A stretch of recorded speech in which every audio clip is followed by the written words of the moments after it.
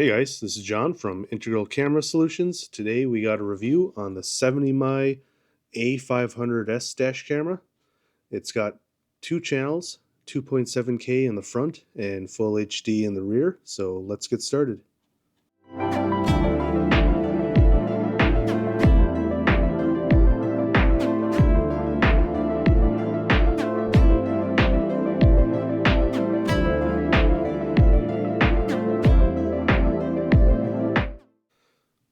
So guys, 70mm did send me this unit out for review, so I'd like to thank them for supporting my channel.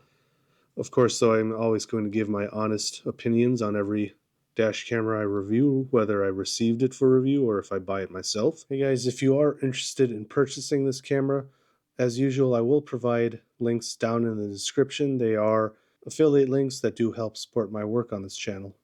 So this is the main camera, which is a wedge-shaped design, which I personally really like. This is the unit that has 2.7K in the front, although it is worth noting that that is not a 16:9 or widescreen format.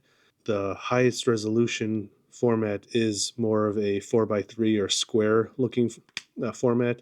You know, it's up to you guys whether you want to use it. I think the reason I usually don't use this kind of format is you get a lot more of your dashboard or a lot more of the sky, so you might be better off just using the standard widescreen.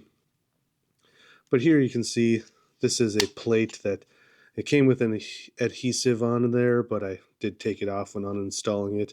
So you'll put this on your windshield, it'll snap to your windshield. Here on the side we can see there is a micro USB that is power. This is a video out, proprietary video out. This is a memory card slot. Now you can get this camera with a memory card, but the standard bundle does not. You can get this camera with the rear channel for about $100 with a coupon they have right now. On the front we got some buttons that you don't actually see what the buttons are until the screen's on, so we'll have to get that on.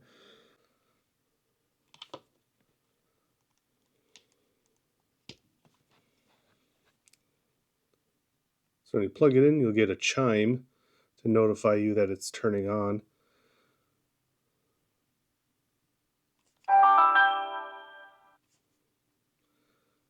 Then you'll see along the bottom that it shows the screen on the screen what the buttons do. You can mute the audio. This will lock the current file if you want to make sure that doesn't get erased. Here you can view your files. So you can see we got either the back or front camera. We'll just look at the front real quick.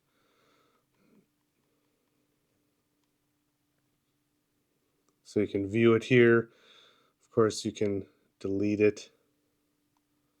So if you want to view a file on the side of the road, this is an option, but this camera does also have Wi-Fi, which we'll cover in a bit.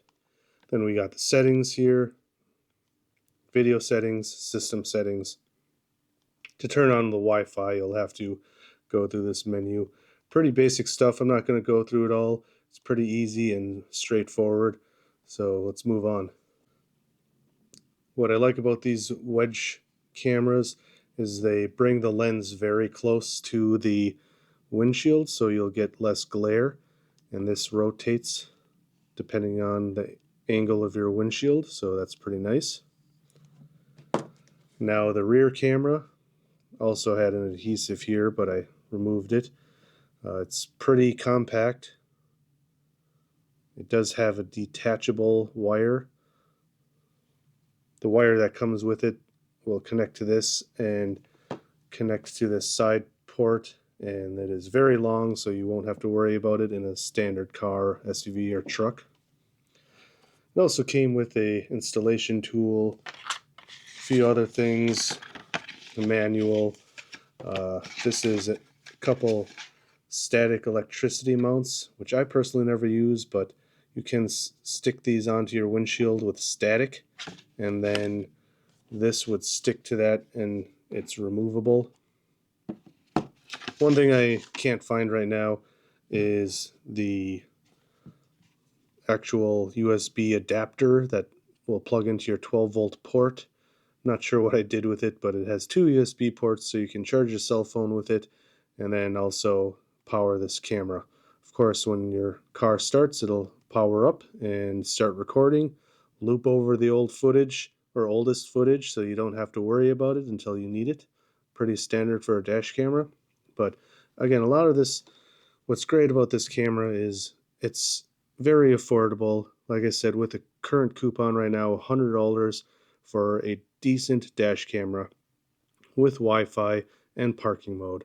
So let's talk about the Wi-Fi right now. The Wi-Fi allows you to connect your iPhone or Android device to this camera wirelessly, and then you can change all of the same settings that you would find on the menu, but you don't have to look up at the top of your windshield. It's a lot easier. I personally prefer cameras that don't even have screens and just Wi-Fi, but some people like screens also, so this might be for you if you do want a screen. The Wi-Fi app, though, allows you to set your angle. It's going to allow you to change all of your settings.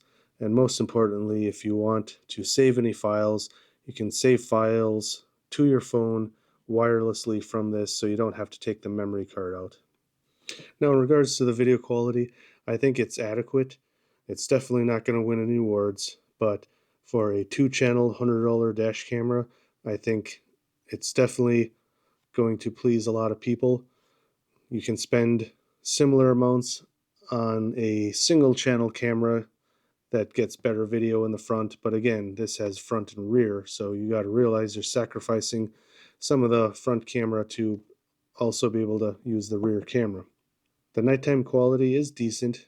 It does use a Sony image sensor, so it's getting pretty good low light performance in relation to the cost again. It's not the shiniest, newest image sensor out there, but again, this is a budget camera, so you always have to take that into consideration. Now, the rear camera quality, though, as it is a budget camera, it's not that great. It doesn't look as great as the front, obviously, and it doesn't look as great as some of the competitors out there that are in the $100 to $200 price range. But I think for most people, it's going to be adequate. You can see license plates during the day when a car comes up behind you, but now during the nighttime, of course, without headlights shining behind you like the front of your car has, it's very dark and it would likely depend on a lot of street lights or other cars lighting up behind you, but most of the time it's mostly dark, and this is pretty typical with most rear cameras anyways. Now for parking mode, I was not able to test that. You do need a separate uh, hardwiring kit, which I did not receive, but from my research, it seems like it's a pretty typical parking mode. So what happens is when you shut your car off, it detects that your engine isn't running and it switches to a low power state. And if it senses an impact, it'll boot up real quick and start recording. It also has a time lapse feature that can be useful where it's going to record low frame rate while you're parked, and that could be useful for areas where you might want continuous monitoring, but you don't want to fill up your memory card constantly. Now, I will say one major flaw I feel like this camera has is it does use a battery instead of a supercapacitor, and the only reason I realized that is because I accidentally turned it on when it wasn't connected to anything, and it turned on and stayed on. A supercapacitor would only have a few seconds of time before it shuts off. A supercapacitor would shut off within a few seconds, just enough time to record and save the last video. But the reason I say that is because batteries do not perform in extreme temperatures, like really hot temperatures. But I also haven't heard anyone complain about 70 dash cameras using batteries or having issues. Typically, we want supercapacitors, and 70 is a pretty good company, but it did surprise me when I realized this had a battery in it. Overall, guys, I think this camera by 70 is a decent camera. It's definitely not the best out there, but of course, that's because this is a budget camera. You're getting a lot of value for $100. And I know 70 does make quality products. I've tested a couple of their cameras before. one that was cheaper, one that was more expensive, and had some pretty interesting AI features and a spinning turret style lens. That was pretty interesting. But this is more of a very traditional two-channel dash camera, and I always recommend to people at least get a two-channel if you can, because you'd really want to record behind you at certain times. I think it's very important. And of course, the Wi-Fi app is very convenient. The fact that it does have a parking mode is always a plus for a budget camera. It's not the best out there, the parking mode, but again, you got to realize what you're getting for the price. So, guys, overall, I think this is a camera worth considering. Again, if you're interested in purchasing this one, I'll provide links down in the description. If you liked this video or any of my other videos, I'd appreciate if you hit like and subscribe if you aren't already subscribed. And as usual, drive safe. Thanks for watching, and I'll see you next time.